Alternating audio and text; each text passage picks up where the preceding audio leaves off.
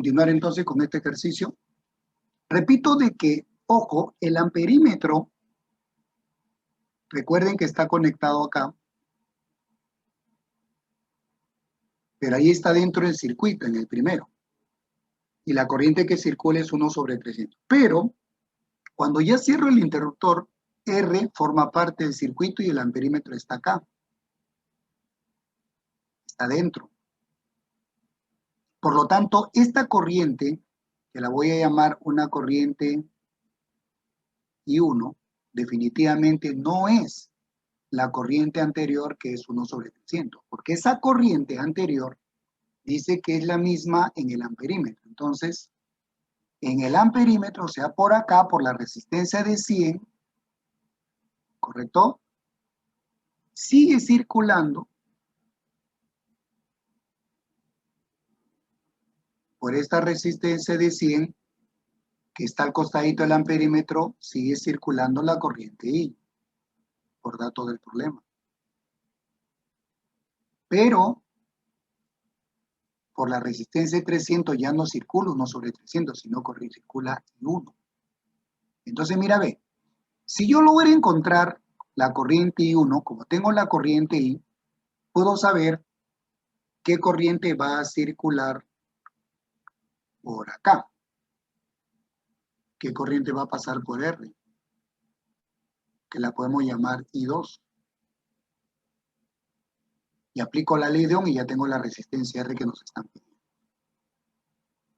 Ahora bien, como la corriente I, en este caso es 1/300, tranquilamente por esa resistencia podemos saber cuánto de voltaje se está aplicando. A este voltaje vamos a ponerle así, V, ¿correcto? Vamos a ponerle V. Entonces, por acá, vamos a hacer la siguiente operación. Aplicando la ley de Ohm, V sería igual a I, que es 1/300, multiplicado por R, que vale 100. Y esto nos va a quedar 1/3, donde sería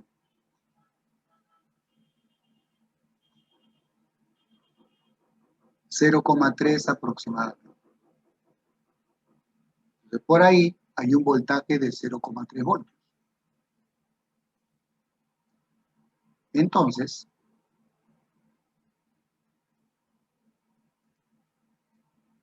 en el circuito del borde, la suma de voltaje tiene que ser 0, ¿no? En toda trayectoria cerrada, según la segunda regla de Kirchhoff, la suma de voltaje tiene que ser 0.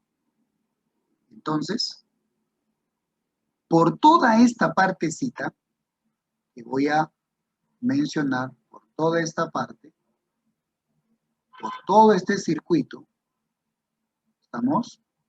Voy a elegir todo este circuito, que sería una trayectoria cerrada. La suma de voltaje tiene que ser 0. Entonces, recuerda que la suma de voltajes debe ser igual a la suma de I por R. Entonces, 1,5 debe ser igual a 301, ojo, 301 más los 0,3 que ven acá, porque sería el voltaje en la otra resistencia. A ver, acá hay una preguntita, vamos a ver.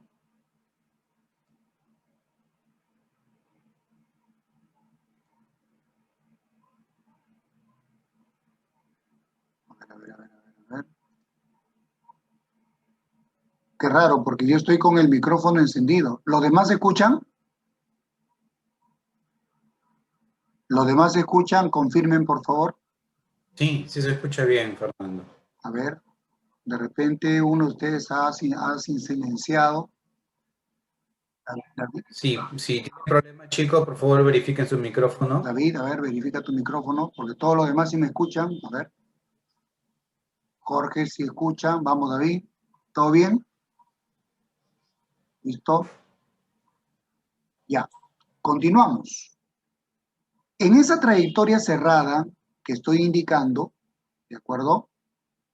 El voltaje que entrega la fuente debe ser igual a los voltajes que en este caso consumen la resistencia.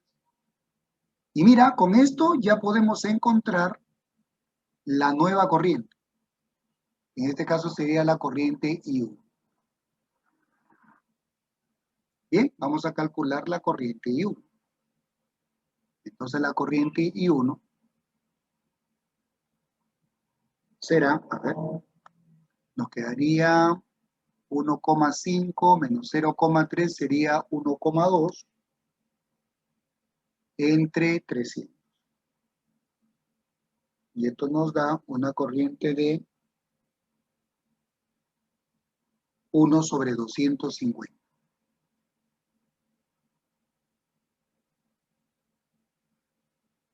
Amperes. ¿Ya está? Ya tengo esa corriente. ¿Listo?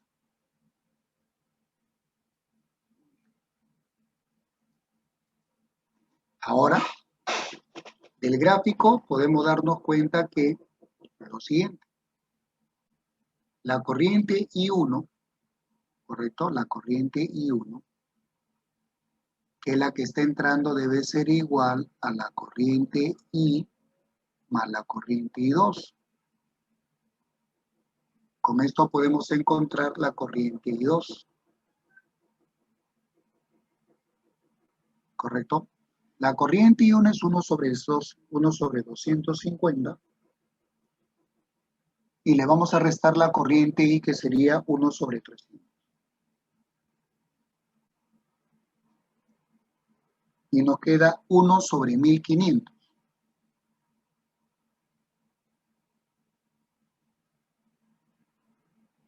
Ya está. Entonces ya podemos resolver el ejercicio. Ya podemos hallar R. Correcto. ¿Cómo calculamos R? Vamos a ver por acá. Bien. Observa que R y 100 están en paralelo.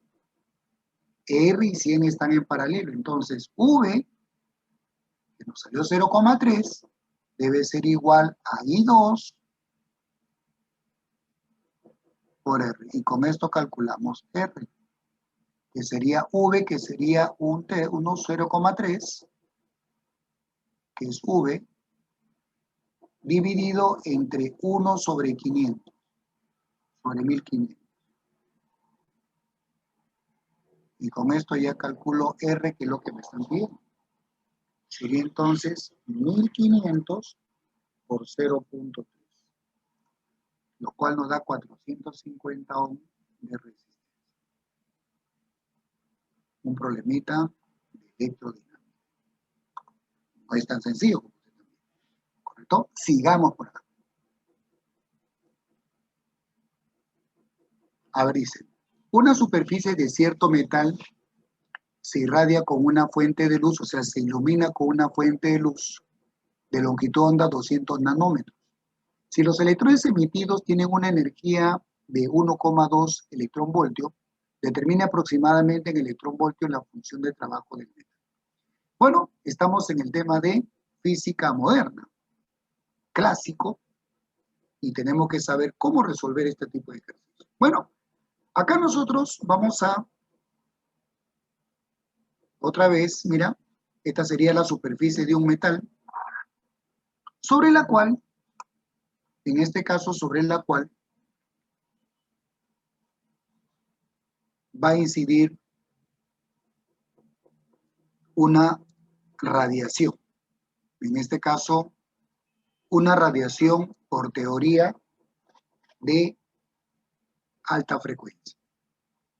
Entonces, por acá tenemos la radiación. ¿Está? Pero recuerda que son fotones los que están llegando, ¿no? Pero recuerda que nosotros lo que hacemos es trabajar con los fotones. Entonces, por acá vamos a representar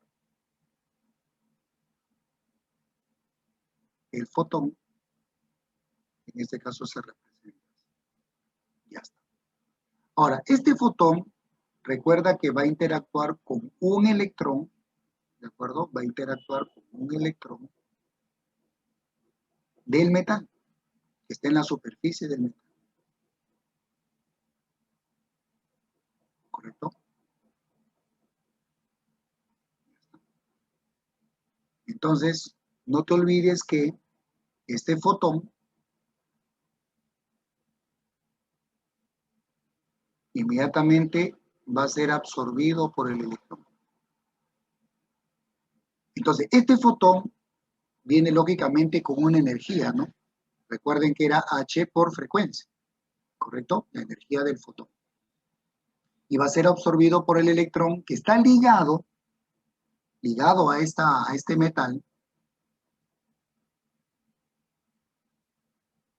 por una energía de ligadura que se conoce como función trabajo. ¿Ya? Por si acaso acá tenemos la energía del fotón. No se olviden de eso. El electrón está atrapado al metal por una función trabajo. Entonces, una parte de la energía del fotón la utiliza el electrón para desprenderse de la cohesión con el metal. Y la diferencia inmediatamente la utiliza para abandonar el metal y alejarse pues con una cierta velocidad. En este caso la voy a representar acá. El electrón abandona y sale pues con una energía cinética. Y se le llama energía cinética máxima porque sale pues con la diferencia de energía que queda. Cinética máxima. Muy bien. Obviamente, esta viene a ser la explicación del efecto fotoeléctrico por parte de Einstein. La teoría de los fotones, legada por Max Planck, y la ecuación que utiliza Einstein se basa en el principio de conservación de la energía, donde establece que la energía del fotón debe ser igual a la función trabajo más la energía cinética máxima. Bien, la energía cinética máxima, ¿correcto? Con la cual son emitidos dos electrones, ya me lo dan, acá está. Lo que necesito es encontrar la energía del fotón. Entonces, vamos por acá.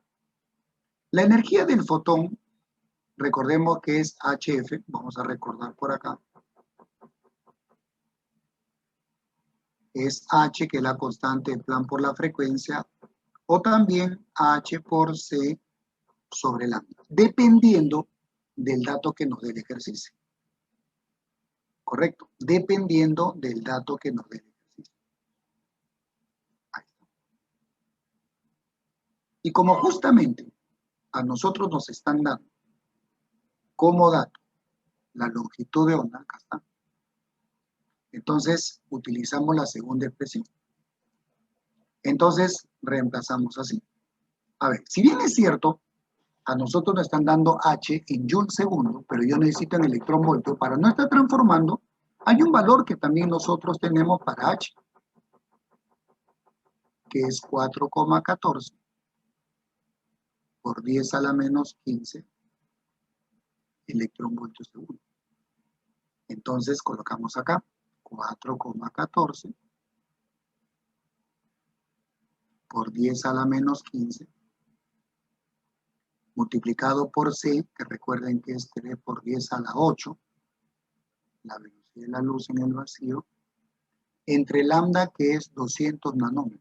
En este caso sería 200 nano es 10 a la menos 9.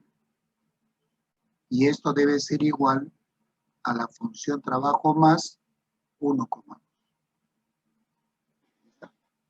Esto es para tenerlo directamente en electronvoltio. Caso contrario, lo que el alumno puede hacer es reemplazar y hacer la transformación correspondiente. Pero si recuerdan esta relación, sería pues muy importante. Y eso lógicamente con la práctica. Muy bien. ¿Qué es lo que vamos a tener por acá? 4.14. A ver, acá nos queda menos 15 más 8. Nos queda menos 7. Y abajo, mira, como 200 es 2 por 10 al cuadrado, acá queda menos 7. Entonces prácticamente simplemente dividimos 4.14 por 3 entre 2, que sería por 1.5. Y nos queda 6,2 aproximadamente. Entonces acá tenemos 6,2 más, o mejor dicho, igual a la función trabajo más 1,2. Y con esto ya tenemos la función trabajo, que sería 5 electronvoltios en forma aproximada. ¿Está claro, muchachos? Ahí tenemos entonces efecto fotoeléctrico. Bien, acá tenemos otro problema de circuitos. A ver, vamos a ver. Dice, en el circuito mostrado, I1 es la corriente que pasa a través de la batería cuando el interruptor S está abierto. Y 2 cuando está cerrado, nos piden la relación. Entonces prácticamente lo que tenemos que hacer es trabajar los circuitos de manera separada. Si tú te das cuenta, cuando el interruptor está abierto, entonces acá hay una desconexión y justamente ponen desconexión aquí, a 3 y a 5. Por lo tanto, mi circuito quedaría de la siguiente manera. Un problema que se parece al anterior, pero es un poco más directo, ¿no? Ya. Entonces, ¿cuáles son los elementos que van a participar? Los elementos son los siguientes. El 5, el 4, el 3 y la fuente. En este caso sería 12 voltios. Listo, coloquemos los valores. Acá tenemos 5, acá tenemos 4 y acá tenemos 3. Y la fuente, que es de 12 voltios. La flechita sale en positivo y vemos pues que la corriente estaría circulando en sentido antihorario. Y esta corriente la vamos a llamar corriente I1. Entonces, recuerda la segunda regla de Kirchhoff, sumatoria de voltaje de las fuentes debe ser igual a la sumatoria de los I por R. Tenemos entonces que 12 es igual a I1, y si sumamos nos va a quedar 7 y 5, 12. Por lo tanto, la corriente I1 resulta ser 1. Muy bien, ahora, cuando cerramos, ya obviamente 3 y 5 están activos. Entonces, mi circuito quedaría así. A ver, vamos a dibujar nuestro nuevo circuito.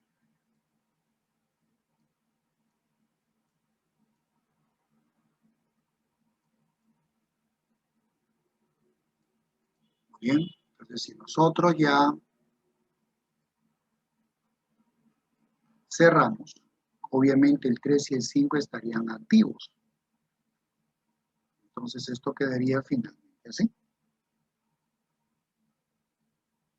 Ahí. Así. Y por lo tanto, los elementos que van a participar ya serían todos. Sería este 5, el 4, ya aparece el 3, ya está cerrado, ¿no? En el caso anterior estaban en desconexión y la fuente.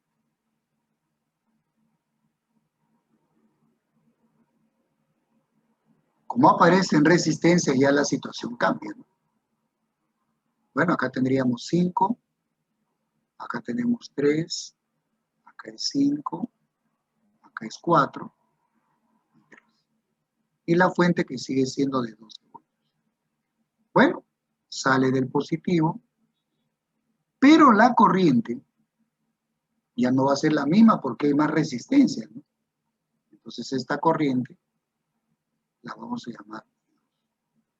Bueno, para yo poder aplicar esta ecuación de arriba, necesito que esta parte que esté a la izquierda se reduzca a una sola resistencia.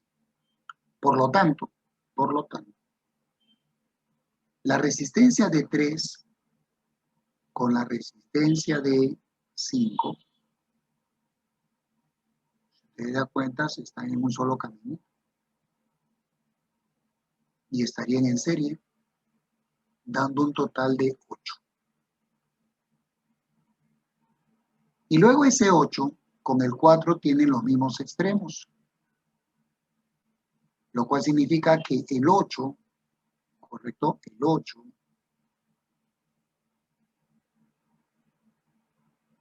con el 4 estarían en paralelo. Por lo tanto, de estos dos que están en paralelo, nos va a quedar, ya tú sabes, el producto entre las sumas. Como están en paralelo, sería el producto entre las sumas. Sería 8 por 4 entre la suma que es 12. Ya está. Y ahí vamos a tener el R equivalente de ese grupo, ¿no? Producto entre los. Y esto nos va a quedar como 4, nos va a quedar 8 tercios. Ya está. Entonces, nuevamente, aplicamos la segunda regla. Sumatoria de voltaje es igual a sumatoria de I por R. ¿Está? Entonces, otra vez, 12 es igual a I2 y la resistencia se suma. Correcto, sería 5 más 3 más 8 tercios. Correcto, 5 más 3 más 8 tercios. Y esto nos va a dar 32 tercios. Y con esto encontramos I2. Que lo vamos a poner en fracción nada más para evitar el problema de los decimales, porque si lo ponemos en decimales, de repente no sale la respuesta, ¿no? Y hay que tener cuidado. Muy bien, 32, acá sería 4, ¿correcto? 4, 8. 3 por 4, 4 por 8, entonces acá tendríamos 9 octavos de onda. Repito, cuarta 3, cuarta 8. 3 por 3, 9, 9 octavos. Entonces, nos están pidiendo I1 entre I2. I1 es 1 entre 9 octavos, lo cual nos sale 8 9. Entonces, de esta manera, la respuesta sería, pues, la fracción que vemos ahí. Si de repente lo trabajamos con decimales, nos podemos alejar un poco de la respuesta. ¿Listo? Con esto el problema estaría electrodinámico. ¿Correcto? Bien, veamos este problemita. Calcule en kilowatt la potencia de un motor a gasolina que funciona a 30 ciclos por segundo y que realiza un trabajo de 300 joules por ciclo. Entonces, si ustedes se dan cuenta, recordemos algo muy importante. Este problema es sencillo, pero un poquito que se enreda para quienes no dominan bien los términos.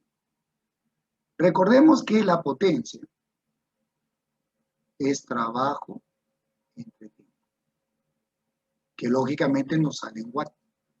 Trabajo entre tiempo. Ahí tenemos la fórmula. Ahora, si ustedes se dan cuenta, A nosotros nos están dando el trabajo. Acá está, 3000 joules. Pero en un ciclo. ¿Correcto?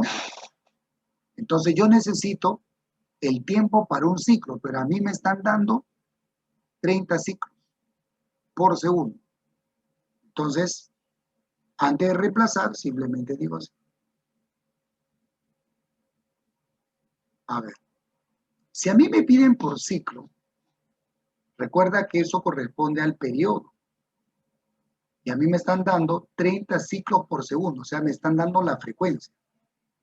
Recordemos que la frecuencia es número de ciclos, ¿correcto? Número de ciclos entre el tiempo. Pero esto también es la inversa del periodo, que es el tiempo para un ciclo. ¿De acuerdo? Entonces, prácticamente, yo para calcular la potencia que me están pidiendo, como tengo el trabajo por ciclo, necesito el periodo. En este caso sería el periodo. Muy bien, entonces reemplacemos.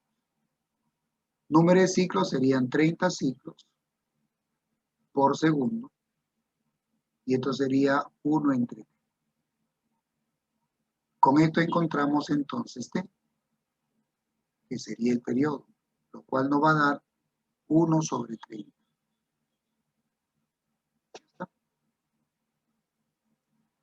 Ese sería en todo caso el tiempo para un ciclo, que es lo que yo necesito para justamente encontrar la potencia, porque a mí me están dando el trabajo para un ciclo. Ahora sí, ya podemos reemplazar. Entonces la potencia sería los 3000 joules de trabajo entre el tiempo que demora un ciclo, que es 1 sobre 30. Ya tengo la potencia. 3 por 3, 9. 1, 2, 3, 4. Y esto me sale en watts. Correcto. Pero a mí me piden en kilowatts. Lo divido entre 1000. Estamos hablando de 90 kilowatts. Con lo cual, el problema estaría. Si ustedes se dan cuenta, es un problema prácticamente de fórmula directa, ¿no? Pero si no entendemos los términos, el problema no sale. Ahí está.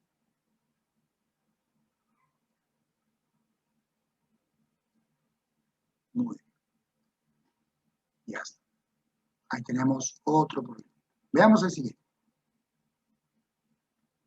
A ver, una partícula A con carga eléctrica Q que se mueve con una rapidez V sub 0 describe, ojo, describe una trayectoria circular de radio R alrededor de otra partícula con carga eléctrica menos Q.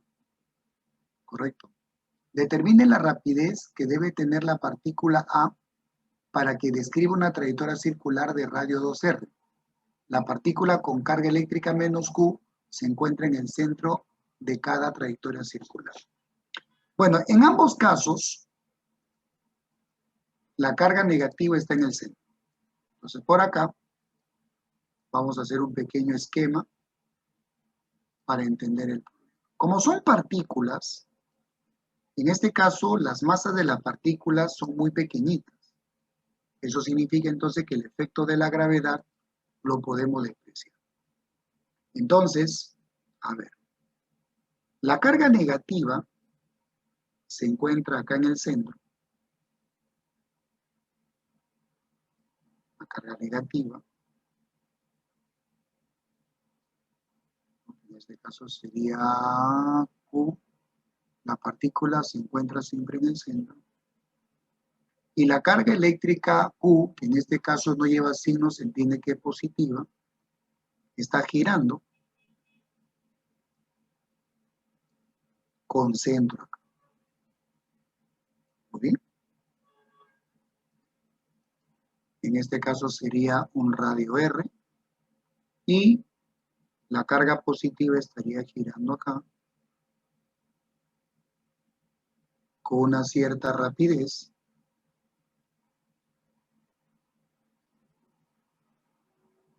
que lógicamente, a ver, una rapidez v sub 0. Es un dato literal. Y nos piden la rapidez cuando ahora es el doble de radio. Bueno, vamos a ver lo siguiente. Vamos a encontrar primero una expresión que nos permita, pues, tener una relación entre los datos que nos da el ejercicio.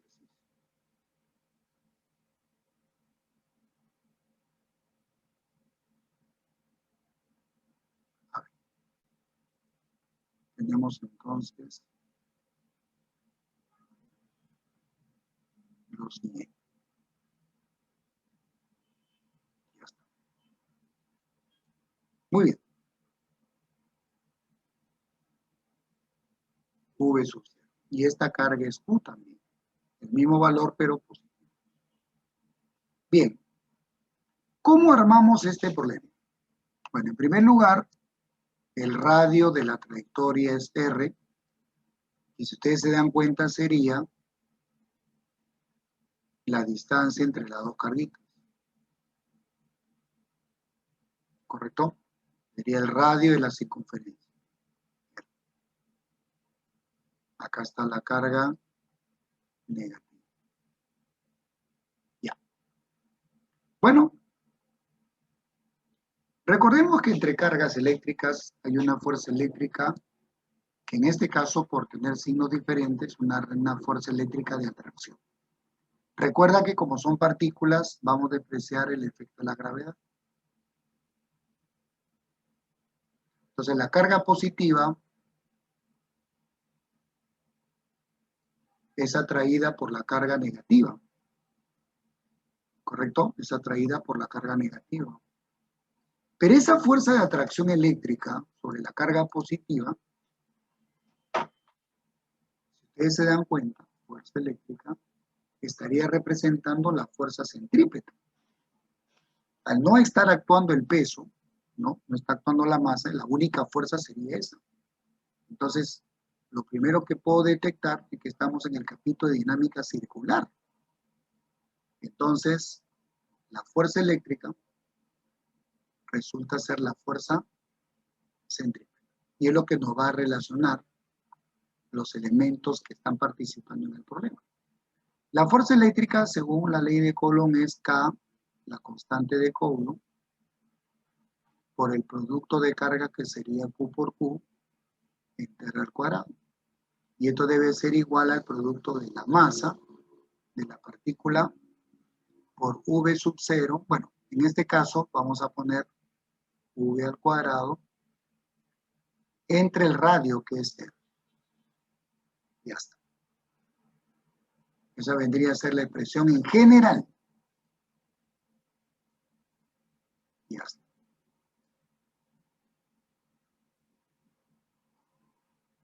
Teniendo en cuenta que están girando en una circunferencia. Por lo tanto, ¿qué tenemos acá? Tenemos que, a ver, V al cuadrado resulta ser igual a K por Q cuadrado entre M por R. Esa sería la relación que hay entre los elementos que están participando. Muy bien. Ahora, si ustedes se dan cuenta, las cargas, la masa, en este caso de la carguita positiva, no va a cambiar, ¿no es cierto?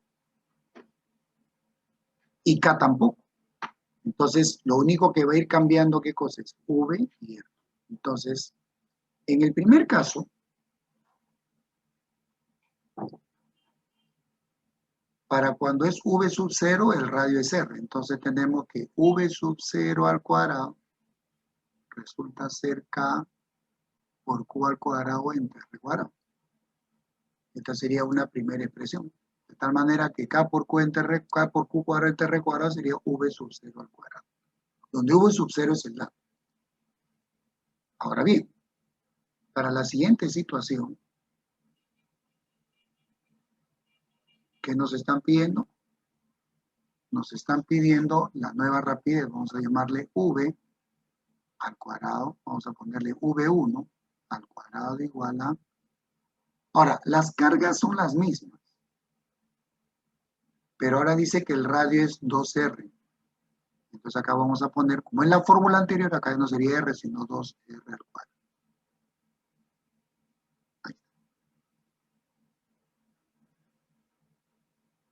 V sub 0 a M. Así. Y ahora, acá lo colocamos así. Listo. Y lo desarrollamos. Entonces, V1 al cuadrado resulta ser K por Q cuadrado entre 4R cuadrado. ¿Está?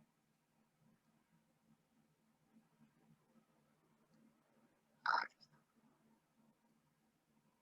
Y con esto ya, relacionándolo con lo anterior, entonces V1 al cuadrado sería, a ver, entre, perdón, M no ha cambiado. Y acá te va a quedar 4M. Pero K por Q cuadrado entre MR cuadrado es V sub 0 al cuadrado. Entonces esto te va a quedar V sub 0 al cuadrado entre 4.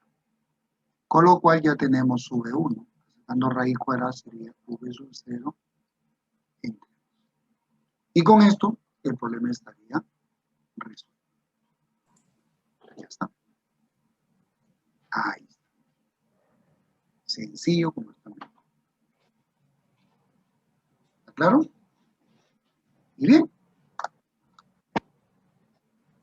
Con esto entonces estamos resolviendo algunos problemitas tipo UNI, tipo examen de admisión, ¿correcto? Y bueno, con esto entonces cerramos esta partecita.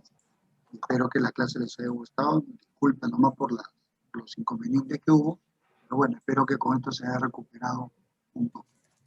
¿Ok? Ahí nos quedamos entonces. José, ¿todo bien? Sí, gracias Fernando. Justo, exacto, justo a tiempo. Listo, ok. Ya lo Buen fin estamos de viendo semana. entonces. Cuídense bastante. Listo. Hasta De luego. manera, Hasta luego listo. chicos, muchas Saludos, gracias. un abrazo para Cuídense. todos.